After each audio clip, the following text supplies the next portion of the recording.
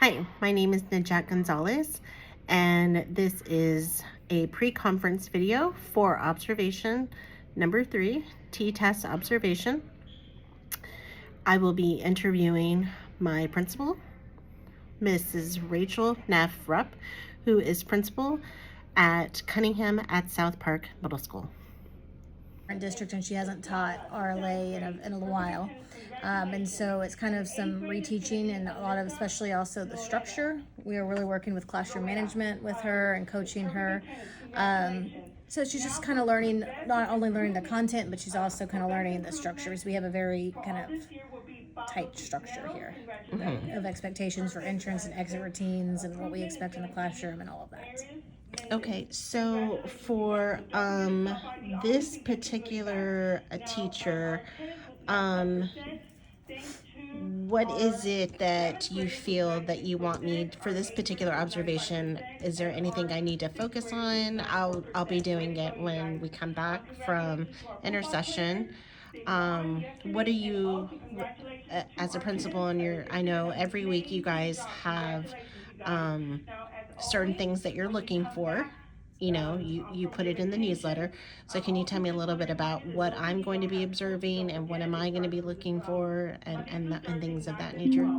So we follow the Get Better Faster model, which is of course, the management and the rigor and what on the waterfall and where the teachers are, and that's kind of where we kind of come up with the action steps that move from there.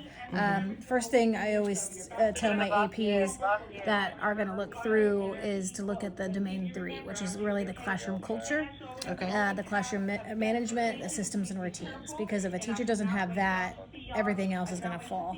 And so and that's the first thing you'll see in there are her systems and routines. How do the kids enter? How do the kids exit? Do they begin immediately? How long does it take them to start working? Because that all goes into the pacing and everything, which then starts hitting on the instruction. Okay, so I'll be looking at domain 3. Okay, perfect. All right, and we did say she was a 7th grade reading teacher. Yes. As far as being prepared to do the observation, what do you think I'm going to need to do to prepare? So the first thing we always do for any kind of observation is we look at the IGs, which is our instructional guides, to see where they are in the curriculum and what we can kind of see what the district has set in the scope and sequence. And so then we look at their slides, which is basically their lesson plans that they have been preparing the previous week, to see what we can expect in there and to see kind of the timing and the pacing for it. So that's what I would do to prepare, is to kind of look, and so you know what to be expecting, and so then you can see what is the result. Okay, perfect. Okay. Anything that you would recommend as far as I am going to have to do a pre-conference with the teacher, and then do about a 15-minute observation, and then I have to go back in for a post-conference with the teacher. As far as questions go, do you recommend a particular set of questions, or how would you recommend coming up with those? So I can share with you our actual pre-conference questions. Talking about what the objectives are going to be, what we can expect. Is there anything they want us to pay attention to? How does she do grouping? And so we have a set of pre-conference questions that we use that we actually got from the T-test rubric and org. So it's some of those questions that we use. We ask those questions in our pre-conference, which is a 2-week window that we can kind of go in for that formal observation. So those what I would use, and then for the post-conference, we use the cycle. So where you always kind of want to start with, we call the glows and the grows, but the good, and kind of then talk about what the refinement where she can kind of work on. And you want to always give them action steps. You don't want to always give them too many action steps. So we always say, Bite-sized. Yes, bite-sized, exactly. 1 to 2 action steps is really all anyone can do, and I always say give examples. And sometimes that's where our coaching comes in with the modeling, with our scripting. When you and other admin go in for these observations, are you strictly doing the observation? At any point during the observation, are you maybe stepping in and doing some modeling, or what do you do in those instances, or does it depend on the type of observation that you're doing? It depends on one, the relationship, what we have established with the teacher. So you Okay. got to build that trust with the teacher first. We do a lot of on the spot coaching, especially with some of our newer teachers, and especially there where we can say, all right, if we've been working on chunking the directions, we will even give hand motions where we say, do Right. it again, because we didn't get it. Or if we're working on wait time with our teachers and their callback, we'll say, I don't think everyone's listening. So we can kind of tell them 3, 2, 1, scan the room, make sure, wait, let them all be listening. We do both. We do on the spot coaching where we have them do it again, or we might model it for them, depending on the situation, depending on the teacher. Okay. With this particular teacher, is she, how, anything I need to know going in for the observation? I know she's new to our school, but she's not a new teacher. No, she's not. She's an experienced teacher. Right, she's an experienced teacher. So anything that I need to know going in, some background knowledge, or She's a little overwhelmed with content because she is coming into a new, a whole new district with a whole new content, and the RLA content is pretty heavy. Learning how to do Amplify, which is the curriculum, with the teaching part, with especially our students as well. So that's where she's struggling, is just kind of the pacing of the content, and a lot of that also kind of falls into her classroom management too. So for example, think about how long she takes to do the warm-up, which we know a warm-up is 5 to 10 minutes.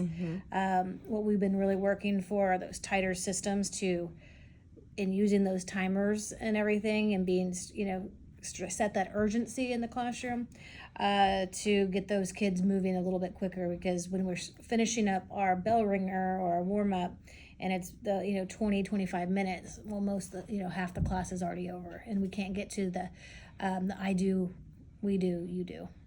right? Okay, so that's where she's struggling. Okay, so I'm going to go in, just to kind of recap this. I'm going to go in. I am going to touch base with her even before we record our pre-conference. I'm kind of just to let her know that I will be observing her, just for my own kind of preparing over the intercession for when we come back.